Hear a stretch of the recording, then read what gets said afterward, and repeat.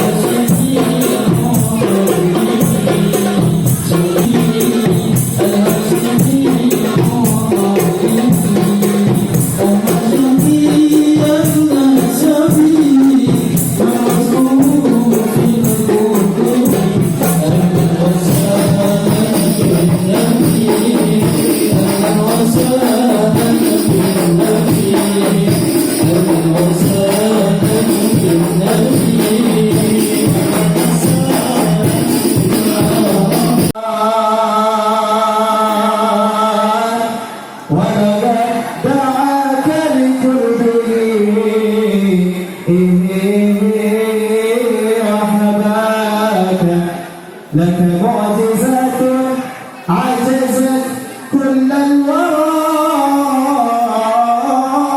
فضائل جلت فريست دعاك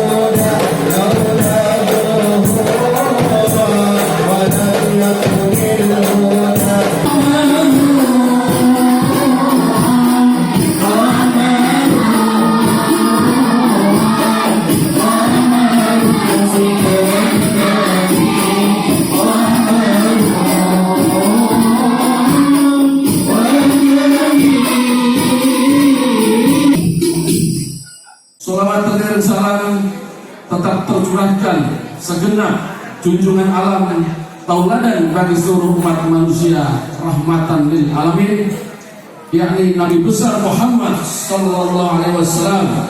Allahumma sholli wa sallim ala sayyidina Muhammad wa ala ali sayyidina Muhammad, beserta keluarga, para sahabat serta penerus perjuangan beliau, karena beliau adalah utusannya.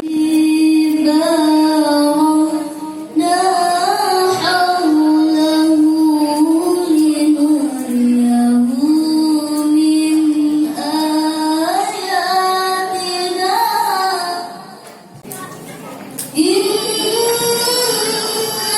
هو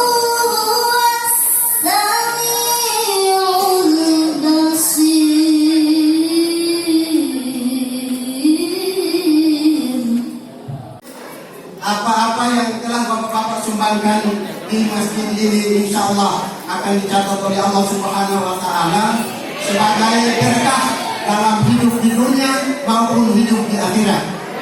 Ya, saya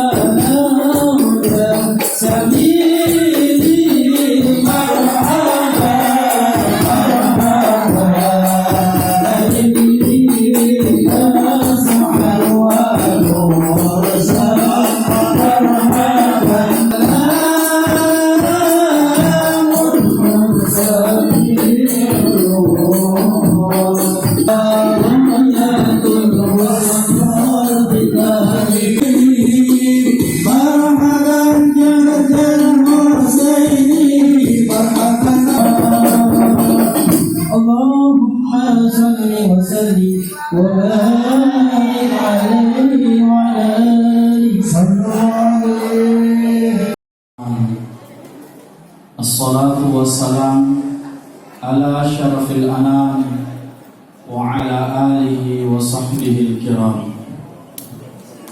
Wa ba'du, yang kami hormati Bapak Ketua, Bapak Anggota DPRD Provinsi Papua, Bapak Fadli Nasrullah, beserta yang kami hormati Bapak Anggota DPRD Kabupaten Kepulauan Yapen, Bapak Roy Nasrullah, yang keduanya bersama-sama menambah kemuliaan acara kita ini. Ketika Nabi Isa bertanya kepada pengikutnya, "Man ansari ilallah?" Siapakah yang mau menolong agama Allah? Maka qala al-hawariyun, berkata golongan hawariyun, nahnu ansarullah, kami yang akan bersedia menolong agama Allah. Hari ini kami sampaikan kepada kedua anggota dewan kita yang terhormat, kami keluarga besar Markas Ahlul Quran dengan ini memberikan nama kehormatan Al-Hawariyun sebagai Ansarullah. Hawariyun itu adalah orang yang mau berkontribusi di dalam menolong agama Allah. Persis seperti nama belakangnya, Nasrullah, itu penolong agama Allah. Juga yang kami amat sangat hormati Bapak Ketua Masjid Darul Furqan beserta seluruh jajarannya yang pada malam hari ini memberi kita izin untuk melaksanakan serta bersama-sama menginisiasi sebuah acara pertemuan lintas budaya, satu acara yang menyatukan beberapa budaya. Juga yang kami hormati ibu-ibu Majelis Taklim, wabil khusus Ketua Majelis Taklim Rodatul Jannah, juga yang sama-sama kami hormati ibu-ibu orang tua santri, para wali santri, dan juga tim Pecasura, ya, itu harus serta seluruh yang terlibat wabil khusus kepada anak-anak kita, santri-santriwati Markas Ahlul Quran, dan kepada para ananda kita, para anak-anak yang menjadi titipan Allah kepada kita semua. Alhamdulillah, bersyukur kepada Allah Subhanahu wa Ta'ala yang pada malam hari untuk disyukuri begitu banyaknya. Seluruh yang ada pada diri kita, bila dikumpulkan semuanya, tidak lepas dari campur tangan Allah Subhanahu wa Ta'ala. Dialah Allah yang mendekatkan yang jauh dan menjauhkan yang dekat. Dan Dia juga Allah yang kesempatan ini, pada malam hari ini, selain kita bersama-sama menghadiri Gema Muharram, juga pada malam hari ini kami berniat untuk membuka satu kunci, stempelnya Rasulullah SAW. Insyaallah pada malam hari ini kita buka stempelnya Nabi Muhammad SAW. Hadirin yang kami hormati dan kami muliakan, sebagaimana yang kami sampaikan pada malam tahun baru, bahwa mengingat, memperingati bulan Muharram adalah perintah Allah Subhanahu wa Ta'ala. Mengingat Muharram adalah perintah Allah Subhanahu wa Ta'ala. Dengan mengingat yang diperintahkan oleh Allah, maka status kita semua sekarang sebagai orang-orang yang sedang mengingat. Mengingat itu bahasa Arabnya zikir. Maka status kita pada kesempatan ini dinilai oleh Allah sebagai orang-orang yang berzikir. Hadirin yang kami hormati dan kami muliakan, Allah paling cinta kalau ada orang yang berzikir di tengah-tengah orang yang lalai. Allah paling cinta pada orang yang berzikir di tengah-tengah orang yang lalai. Dan Allah paling benci bila ada orang yang lalai di tengah-tengah orang yang berzikir. Bisa mungkin nanti makanannya ditahan-tahan dulu. Ada dua yang kita mau turunkan pada malam hari ini. Nanti dikasih keluar. Saya ingin sampaikan dengan jujur, ada dua yang ingin kita turunkan pada malam hari ini. Yang pertama, kita akan turunkan barokah. Kita akan mengundang barokah Allah Subhanahu wa Ta'ala. Yang kedua, kita akan turunkan air yang akan masuk ke dalam kolbu-kolbu kita. Air itu tidak bisa turun kalau di dalam prosesnya orang mengunyah. Ya, langsung dikeluarkan.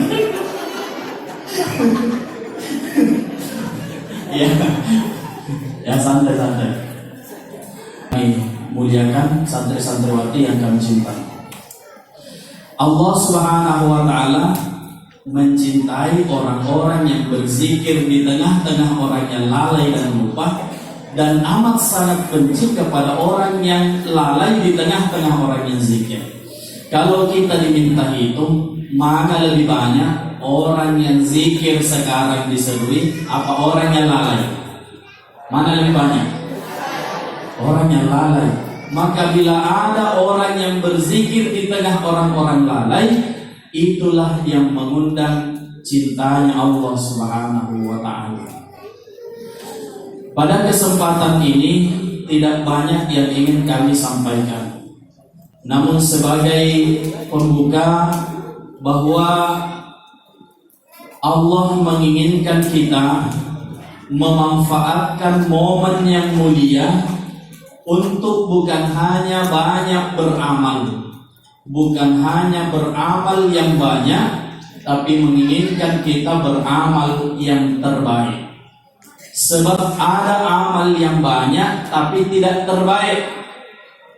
Ada amal yang terbaik sekalipun tidak banyak.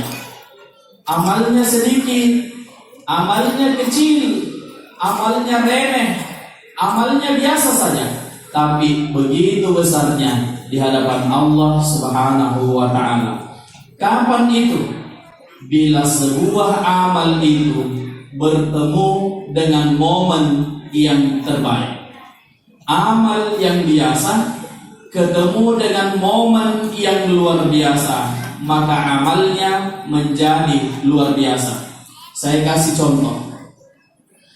Rasulullah Sallallahu Alaihi Wasallam ketika diantar Isra wal Mi'raj, beliau berdiri di hadapan Sidratul Muntaha. Berkatalah kepada Jibril, "Wahai Jibril, mari ikut saya masuk." Kata Jibril, "Tidak ya Muhammad. Kalau aku ikut masuk, aku binasa. Kalau aku ikut masuk denganmu, aku hancur ya Muhammad." Sampai di sinilah batasnya makhluk. Hadza muntahul khalaiq. Jibril tidak mampu masuk ke Sidratul Muntaha, sedangkan Nabi Muhammad bersama sendalnya bisa masuk ke Sidratul Muntaha. Sendalnya Nabi Muhammad dari kulit biasa. Kenapa Jibril tak bisa masuk, sedangkan sendalnya Nabi bisa masuk? Jawabannya, karena sendal Nabi memang tidak mulia, akan tetapi dia lekat, dia melengket, dia ikut bersama orang yang mulia. Karena itulah kemudian dia ikut dimuliakan. Maka amal kita bisa saja sedikit, amal kita bisa saja biasa. Sama-sama sholat tak, sama-sama kita punya sholawat, sama-sama juga baca Quran, tapi pahala dan nilai amal itu berbeda di sisi Allah karena kita pertemukan dengan momen yang mulia. Hadirin yang dimuliakan oleh Allah, Al-Quran mengatakan, "Inna iddatash syuhuri 'indallahi 12 syahran fi kitabillah." Di dalam ketentuan Allah Subhanahu wa Ta'ala, di sisinya ada 12 bulan. Wa min arba'atun hurum, ada 4 yang haram, 3 yang berurutan, 1 yang berpisah, berdiri sendiri. Salah satu daripada 4 bulan haram itu adalah Muharram.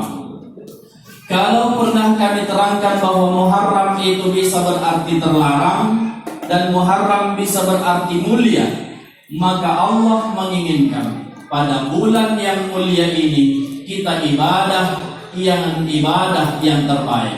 Sekalipun ibadahnya itu kecil, kalau dilakukan di bulan mulia, ibadahnya menjadi nilai yang terbaik. Oleh karena itu, sedikit kita terangkan mana ibadah yang terbaik. Mana ibadah yang terbaik di dalam bulan Muharram. Sehingga boleh jadi ibadah itu kecil, tapi kita sama-sama mencari nilai yang besar di sisi Allah. Apa itu? Yang pertama, ibadah yang baik di sisi Allah, tapi bertemu dengan bulan Muharram sehingga dia menjadi kembali memperbaharui niat kita masing-masing. Kembali memperbaharui niat kita masing-masing supaya semua yang kita lakukan, dari yang paling kecil sampai yang paling besar dan paling terpenting, semuanya kembalikan kepada niat kepada Allah semata-mata. Memperbaharui niat itu ibarat menanam padi. Kalau padi ditanam, rumput akan ikut tumbuh. Tapi kalau rumput yang ditanam, padi tidak akan tumbuh. Saya ulangi, memperbaiki niat itu ibarat menanam padi. Kalau padi ditanam, rumput ikut tumbuh. Kalau rumput yang ditanam, padi tidak akan tumbuh. Mana maksudnya itu? Hari ini ada orang yang bisa saja berniat karena dunia. segala bentuk aktivitasnya adalah untuk dunia, ekonomi, bisnis, jabatan, dan lain-lain sebagainya, itu semua nilainya dunia. Boleh dicari? Ya boleh. Allah yang perintahkan untuk kita cari itu. Tapi Allah melarang kalau dunia itu menjadi niat utama. Sebab niat dunia itu hanyalah cara menuju niat yang sebenar-benarnya. Apa niat yang sebenar-benarnya itu? Lillahi ta'ala. Bagi orang yang meniatkan kegiatannya untuk kegiatan dunia, maka insya Allah dapat dunianya, belum tentu dapat ridhonya Allah. Tapi bila dia niatkan tanam ibadahnya, amalnya, perbuatannya untuk mencari ridha Allah, maka insya Allah dunia akan mengikutinya. Itu yang disebut menanam padi, rumput ikut tumbuh. Menanam rumput, padi tidak akan tumbuh. Maka daripada itu, sama dengan pelajaran ketika orang berkurban. Siapa yang membeli sapi, maka pasti dapat talinya. Siapa yang membeli tali, belum tentu dapat sapinya. Kenapa demikian? Sebab tujuan utama kita adalah ridha Allah Subhanahu wa ta'ala. Yang kecil-kecil kalau Allah ridho, besar nilainya. Ada orang tua santri antar anaknya subuh-subuh, jaraknya 1 kilo, 2 kilo, 3 kilo, antar anaknya pergi mengaji subuh-subuh. Masih lebih jauh bapak ibu antar anak ke Paduani atau kemana pergi rekreasi, masih lebih jauh, dekat saja. Tapi boleh jadi yang kecil itu yang akan membuka pintu-pintu menuju surga. Maka hadirin yang dimuliakan, ibadah yang kecil kalau dilakukan untuk mencari ridha Allah, maka insya Allah segala bentuk kebaikan-kebaikan Allah akan mengikutinya. Itulah kami mengucapkan terima kasih yang sebesar-besarnya kepada para pengurus Masjid Darul Furqan, wabil khusus kepada Ketua Takmir dan juga para jamaah sekalian yang sudah berkontribusi dan menerima keberadaan anak-anak kita mengaji di tempat ini. Pagi dia mengaji, sore mengaji lagi, maghrib belajar kitab, isya bermanfaat di masyarakat. Isya pergi khataman Quran dan lain-lain sebagainya. Itu berarti di masa kecil mereka sudah punya kemanfaatan terhadap masyarakat. Mari kita lihat usia ketika kita seperti anak-anak ini, apa yang kita lakukan? Apa yang kita bikin waktu kita seusia mereka ini. Maka kami bersyukur juga kepada para donatur yang mana telah menyumbangkan Al-Quran. Santri itu sebenarnya punya Al-Quran yang mereka pernah dibagikan. Tapi begitu masuk Al-Quran baru itu yang dirak-rak itu, entah kemana Al-Quran lamanya itu, mereka semua pakai itu. Setelah dilihat ternyata memang bagus. Maka kami juga berterima kasih kepada para donatur, juga kepada yang membantu pengadaan kitab-kitab santri. Insya Allah Allah membalas semua dengan amal yang mengalir. Maka apa bedanya anak santri penghafal baca Quran dengan kita baca Quran? Apa beda pahalanya? Kalau kita baca Alif Lam Mim Dzalikal Kitab, kalau kita yang baca sekali baca lewat. Tapi kalau santri penghafal tidak akan berhenti baca sebelum dia hafal. Setelah dia hafal tidak berhenti baca supaya tetap hafal. Maka daripada itu bantu dan dukung kami di dalam membersamai anak-anak ini. Semoga Allah Subhanahu wa ta'ala meridhoi kita semua. Amin. Hadirin yang kami hormati dan kami muliakan, Ulama kita mengatakan bahwa Rasulullah Sallallahu Alaihi Wasallam bersabda, "Sumu fi syahril haram." Berpuasalah pada bulan haram. Tapi Nabi tidak bilang berapa hari kita puasa. Nabi tidak bilang dari hari berapa kita puasa. Maka tidaklah salah kalau ada yang berpuasa 1 bulan penuh 30 hari. Kalau tidak mampu 30 hari, maka 10 hari saja. Dari tanggal 1 sampai tanggal 10. Kalau tidak mampu 10 hari, maka 3 hari saja. Tanggal 9, tanggal 10, dan tanggal 11. Kalau tidak mampu 3 hari, maka 2 hari saja. Tanggal 9 dengan 10, atau tanggal 10 dengan 9. Kalau tidak mampu 2 hari, setidaknya jangan tinggalkan 1 hari.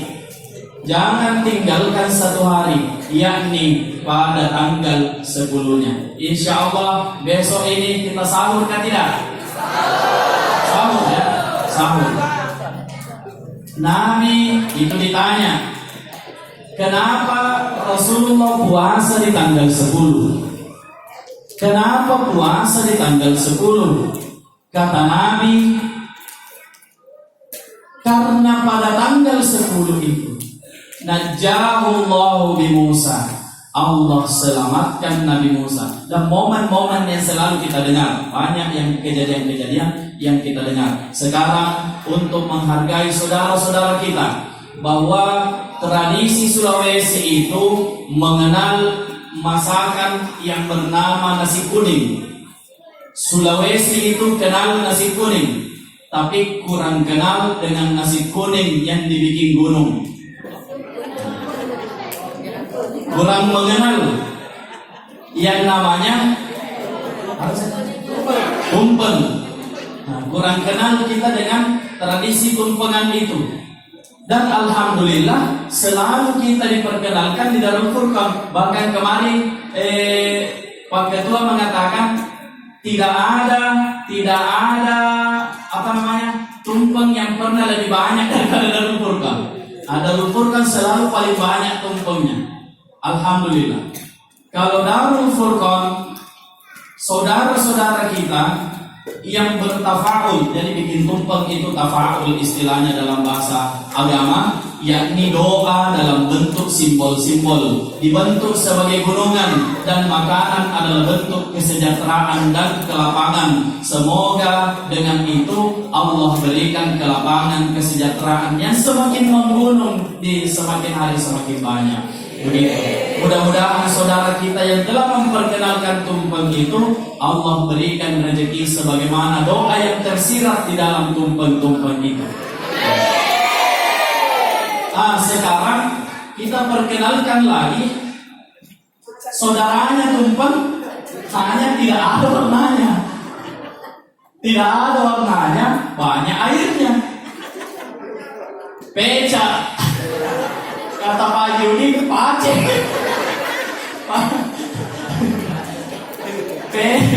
Peca itu artinya lembut. Kalau dibawa ke makanan berarti bubur. Sekarang mari kita lihat, kenapa 10 Muharram di Sulawesi diidentikan dengan bubur. Kami terangkan ini supaya tumpeng dan bubur bersaudara. Iya, sebenarnya saya bicara jujurnya tuh begini, Mas, Bapak-bapak sekalian. Bicara jujurnya itu, ketika persediaan bahan makanan Nabi Nuh sudah menipis, ini bicara jujurnya nih, ketika persediaan bahan makanan itu sudah menipis, maka yang tersisa adalah bahan pokok gandum seadanya dengan air sebanyak mungkin supaya bisa dimakan banyak-banyak. Bicara jujurnya, peca surah itu sebenarnya makanan orang yang hampir pailit. Makanan orang-orang yang sudah hampir menipis. Sebenarnya begitu. Maka jujurnya begitu. Akan tetapi kalau ada di antara jamaah yang membawa teman-temannya pecah surah juga tidak apa-apa. Itulah sebabnya supaya fokusnya bukan kepada nasi yang banyak airnya itu, maka dibuatlah hiasan-hiasan di atasnya. Begitu. Supaya niat suci orang-orang Islam, niat sucinya kita semua yang terpancar dalam warna putihnya bubur itu, Allah berikan rahmat, Allah berikan hidayah, Allah tambahkan rezeki, Allah berikan kesehatan. Banyaknya nikmat Allah itulah yang kemudian disimbolkan dalam bentuk hiasan-hiasannya. Begitu. Tapi ada juga kecenderungan nanti itu hiasannya saja yang dimakan, buburnya disisa.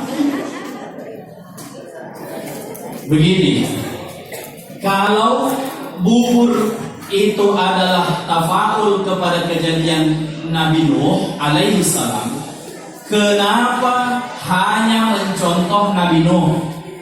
Padahal Ibrahim juga diselamatkan di 10 Muharram. Padahal Nabi Yunus juga diselamatkan dari ikan di 10 Muharram. Padahal siapa lagi? Ayub diselamatkan dari penyakit-penyakitnya juga di 10 Muharram. Kenapa lebih pilih kejadian pada Nabi Nuh untuk kita peringati? Jawabannya ada 2. Yang pertama, dengan memperingati bubur yang tafaul kepada Nabi Nuh alaihissalam, bersamaan dengan itu sudah masuk semua tradisi nabi-nabi yang sebelumnya, setelahnya. Mana contohnya? Bubur tidak akan bisa jadi kalau tidak dimasak dengan api. Api yang tadi dipakai masak itu apinya Nabi Ibrahim. Bubur itu tidak enak kalau tidak ada tempa-tempanya. Tempa-tempa itu dibikin dari ikan. Ikan itu ikannya Nabi Yunus. Sebentar rasa enak kalau kita sudah makan. Itu berkah kesembuhannya Nabi Ayub. Maka siapapun yang nanti makan itu, insya Allah diberikan kesehatan, Allah berikan keselamatan sebagaimana selamatnya para nabi-nabi terdahulu. Hadirin yang dimuliakan oleh Allah, bulan Muharram itu bulan mengganti kacamata. Maksudnya bukan kacamata ini. Bulan Muharram itu bulan mengganti kacamata. Bulan waktunya kita ganti cara kita memandang sesuatu. Kalau ada orang, perhatikan, ada orang sehat, bagus tidak? Bagus tidak kalau sehat? Bagus. Begitu dia sehat, ternyata kesehatannya sering lupa Allah, sering lupa sama Allah. Begitu dia sakit bagusnya tidak? Tidak. Tapi ketika orang sakit langsung bilang, ya Allah, sakit sekali, ya Allah, tolong hamba-hamba ini. Terbuka pintu-pintu doa dan pintu-pintu keluh kesahnya kepada Allah. Orang yang dulu tidak dekat kepada Allah, dengan sakitnya dia jadi dekat kepada Allah. Berarti kemajuan apa kemunduran? Kemajuan apa kemunduran? Kemajuan.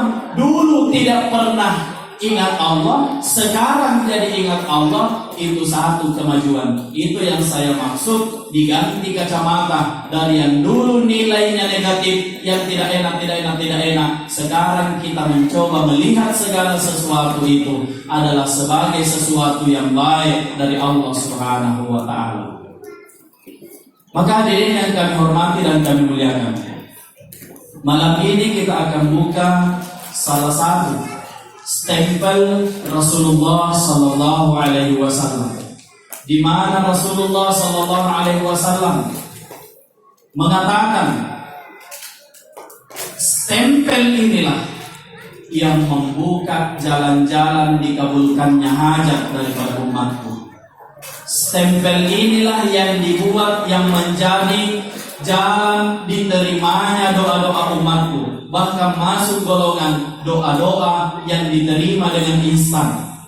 diterima dengan cepat, jalur-jalur diterimanya doa dengan cepat. Nabi telah sampaikan kepada kita. Maka hadirin yang dimuliakan oleh Allah Subhanahu wa taala, ibarat orang kasih proposal, tidak sah itu proposal kalau tidak ada capnya. Ibarat kita punya bisnis, ibarat kita punya usaha, ibarat kita punya sesuatu, hajat-hajat, belum dianggap sah kita punya hajat itu kalau belum distempel, dan stempel yang terbaik yang pasti diterima oleh Allah kalau stempel itu stempelnya Nabi Muhammad. Sebentar kita akan buka mana stempelnya Nabi Muhammad. Yang kedua, di dalam bulan Muharram Rasulullah Sallallahu Alaihi Wasallam mengajarkan kepada menantunya Sayyidina Ali karramallahu wajhah. Sayyidina Ali mengajarkan kepada anaknya Sayyidina Hasan mengajarkan kepada anak-anaknya, murid-muridnya, turun ke bawah sampai di kita. Diajarkan satu doa sebagai pembuka hajat-hajat kita di hadapan Allah Subhanahu wa taala. Doa ini akan saya bacakan satu kali saja. Mohon diingat, dipasang antenanya, karena doa ini hanya satu kali saja akan saya sampaikan. Narik langsung. Begitu punya hajat, maka doa ini yang paling dianjurkan oleh Rasulullah Sallallahu Alaihi Wasallam. Bahkan masuk kategori kata kitab Tatimah karangan Andre Gurutta Abdurrahman Ambo Dalle, masuk dalam kategori yang paling cepat diterima. Doa itu saya bacakan satu kali saja. Mohon didengarkan. Doanya bunyinya begini. Rabbana atina fid dunya hasanah wa fil akhirati hasanah wa qina. Sudah apa? Oh, itulah bagusnya berkahnya kalau kita ceramah itu di Darul Furqan. Satu kali saja disampaikan sudah apa? Doa itu biasa kita baca, biasa kita dengar. Sekarang mari kita lihat bagaimana cara berdoa dengan doa itu. Biasa kita lihat sesuatu tapi tidak tahu cara pakainya. Begitu. Seperti salah seorang santri yang kami ajak ke mall, yang biasa kita lihat tapi tidak kita tahu caranya, itu juga menghambat perjalanan. Bismillahirrahmanirrahim. Kata Andre Gurutta, Kiai Haji Abdurrahman Ambo Dalle di dalam kitab Tatimah, beliau mengatakan, siapa yang membaca Rabbana atina fid dunya, berhentilah di situ. Berhenti pada kalimat ya Allah, berikan kepada kami kebaikan di dunia. Berhenti pada fid dunya hasanah. Lalu minta kepada Allah kebaikan apa yang kita mau. Rabbana atina fid dunya hasanah, baru minta kepada Allah kebaikan apa kita mau. Meminta itu gampang, dan kata Andre Gurutta, jangan engkau berdoa sebelum doamu diterima, dan jangan engkau selesaikan doamu sebelum Allah mengabulkannya. Itu yang berat. Jangan kamu berdoa sebelum doamu diterima, dan jangan engkau tinggalkan doamu sebelum Allah mengabulkannya. Maka hadirin yang dimuliakan oleh Allah Subhanahu wa taala, ketika tangan diangkat, Rabbana atina fid dunya hasanah, maka hati menggambarkan segala bentuk fid dunya hasanah yang kita inginkan dengan sejelas-jelasnya. Dengan sejelas-jelasnya.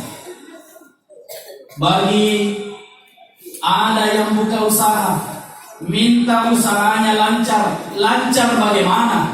minta kepada Allah sejelas-jelasnya. Bagi yang mau diberikan kesehatan seperti apa, minta sejelas-jelasnya. Bila ada yang menginginkan satu hajat, mintalah hajat itu kepada Allah sejelas-jelasnya.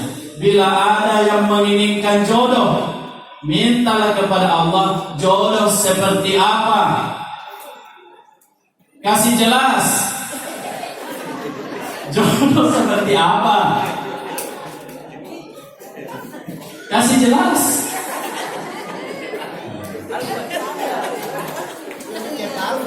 Jadi perlu kami perkenalkan bahwa di Masjid Darul Furqan ini ada dua ustaz, dua-duanya LC, hanya M-nya berbeda. Ustadz Firmadi itu LC MPDI, lisens Magister Pendidikan Islam. Ada ustadz kita yang kedua, Ustadz Al-Panfali LCMA. Ya, lagi cari mai tua.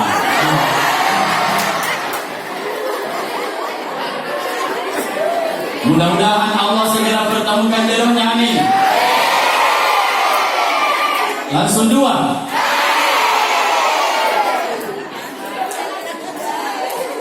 Jadi banyak yang mendoakan Anda. Alhamdulillah. Allah Sallallahu Alaihi Wasallam mengatakan kepada kita, Ana wa kafirul yatimi, aku dan orang yang menyantuni anak yatim, aku dan orang yang memelihara anak yatim, aku dan orang yang memperdulikan anak yatim, kahataini fil jannah. Kahataini fil jannah, seperti dua jari ini di dalam surga. Banyak amalan yang orang bisa masuk surga, tapi belum tentu bersama Nabi. Banyak amalan bisa masuk surga, belum tentu di surga sama Nabi Muhammad.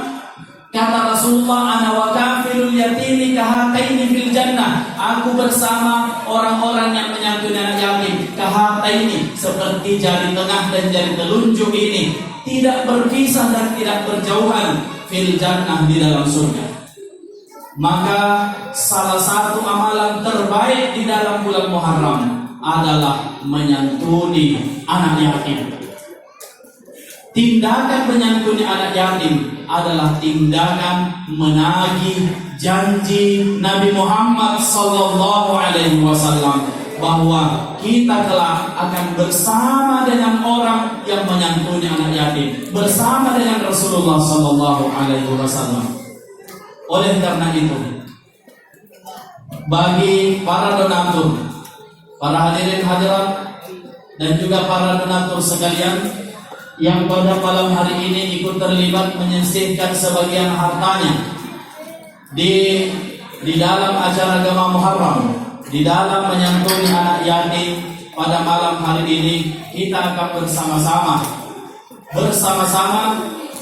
melaksanakan sunnah Rasulullah Sallallahu Alaihi Wasallam yang disebut dengan Sunnahul Mahjurah, sunnah-sunnah yang mulai ditinggalkan. Akan tetapi Sunnahul Mahjurah ini adalah sunnah terbesarnya Nabi Muhammad yang bertindak sebagai stempel ridhonya Nabi Muhammad Sallallahu Alaihi Wasallam. Siapa yang usaha punya stempel ini, Rasulullah ridho dengan usahanya. Siapa yang punya hajat, punya stempel ini, Rasulullah ridho dengan hajatnya. Dan kalau sudah Rasulullah ridho, Allah pasti ridho kepadanya. Kepada para ananda sekalian, anak-anak kita yang menjadi amanah kita dari Allah Subhanahu wa taala, kami persilahkan.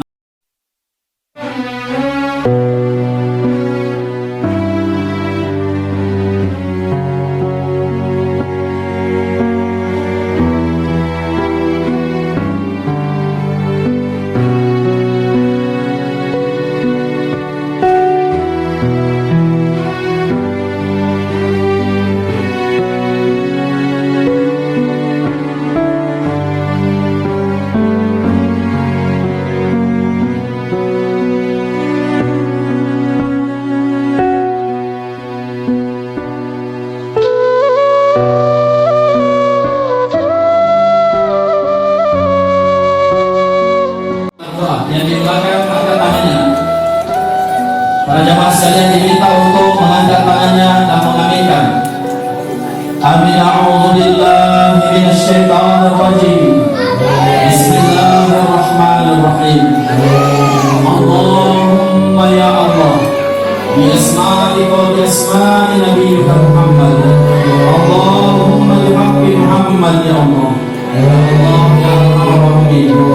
Sebagaimana yang Engkau janjikan kepada hamba-hamba-Mu dan Engkau janjikan melalui lisan Rasul-Mu, kabulkanlah hajat-hajat daripada donatur-donatur yang mengusap kepala daripada anak-anak kami. Berikan mereka kekuatan dan kesehatan lahir dan batin. Berikan mereka kemudahan dalam segala urusan ya Allah. Berikanlah mereka ya Allah, orang-orang yang menyantuni anak yatim ini, kesehatan lahir dan batin ya Allah. Berikan keberkahan di dalam segala yang diusahakannya. Berikan kemudahan di sela-sela kesulitannya. Tunjukkanlah kepada jalan yang benar dan tetapkanlah iman di hati mereka ya Allah sampai kembali kehadiran-Mu. Ya Allah ya Arhamar Rahimin, kami bersaksi di hadapan-Mu bahwa kami semua ya Allah orang-orang yang mencintai anak-anak kami sebagai titipan daripada-Mu ya Allah. Maka kabulkanlah hajat kami ya Allah. Berikan kami kesehatan, tutup aib-aib kami ya Allah. Berikan kami keselamatan dimanapun kami berada. Rabbana atina fid dunya hasanah. Silakan disebutkan hajat-hajat masing-masing. Wa fil akhirati hasanah wa qina adzabannar. Amin amin ya rabbal alamin.